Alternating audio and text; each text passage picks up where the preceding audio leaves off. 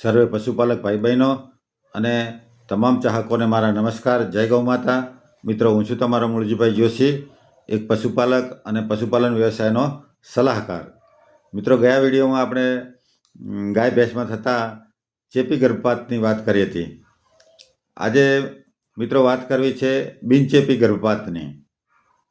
તો બિનચેપીમાં પ્રથમ કારણ એક હોઈ શકે કે પશુના પેટના ભાગ ઉપર ઈજા થાય, કોઈ પશુ તેને મારે અથવા તો તે આકસ્મિક ક્યાંક પડી જાય, ખાડામાં પડી જાય, તો એના કારણે ગર્ભપાત થતો હોય છે.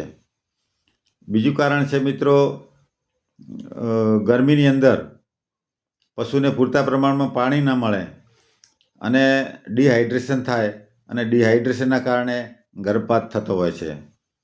ત્રીજું કારણ છે મિત્રો,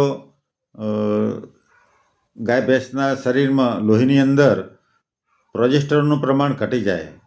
પ્રોજેસ્ટેરોન એક હોર્મોન છે, અંતઃસ્ત્રાવ છે, અને તેનું લેવલ જો ઘટી જાય તો એના કારણે એબોર્શન થતું હોય છે.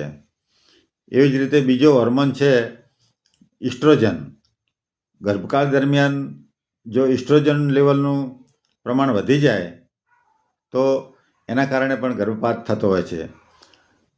આપણે ઘણી વખત લીલા ચારામાં રજકા બાજરીનો ઉપયોગ વધુ કરતા હોઈએ છીએ, તો વધુ પડતી રજકા બાજરી ખવડાવવાથી પણ ક્યારેક એ ગર્ભપાત થવાનું કારણ બનતી હોય છે, કારણ કે રજકા બાજરીની અંદર ઇસ્ટ્રોજનનું પ્રમાણ વધુ હોય છે. ત્યારબાદ મિત્રો વાત આવે છે પશુને કોઈ પણ કારણસર કોઈ રોગથી, કોઈ પીડાથી સતત તાવ આવે અને 2-3 દિવસ સુધી તાવ આવે તો ક્યારેક ગર્ભપાત થઈ જતો હોય છે. ક્યારેક મિત્રો ગર્ભની અંદર જે બચ્ચું છે એની નાળ છે તે ઉલટી થઈ જાય તો એના કારણે પણ ગર્ભપાત થતો હોય છે. પશુને જે બાંધવાની જગ્યા છે તે ઉબડ-ખાબડ હોય, ખાડા ટેકરાવાળી હોય અને એમાં પશુને બેસવાનું અનુકૂળ ન રહેતું હોય તો ક્યારેક એના કારણે પણ ગર્ભપાત થતો હોય છે, પશુ બચ્ચું કાઢી નાખતું હોય છે. એ જ રીતે મિત્રો તેના શરીરમાં માદા પશુના ગર્ભાશયમાં 2 બચ્ચા ઉછરી રહ્યો એકસાથે, જેને ટ્વિન્સ કહેવાય છે. તો આ ટ્વિન્સના કારણે પણ ક્યારેક એબોર્શન થઈ જતું હોય છે. તો મિત્રો, આ હતી આજે બિનચેપી ગર્ભપાત વિશેની વાત.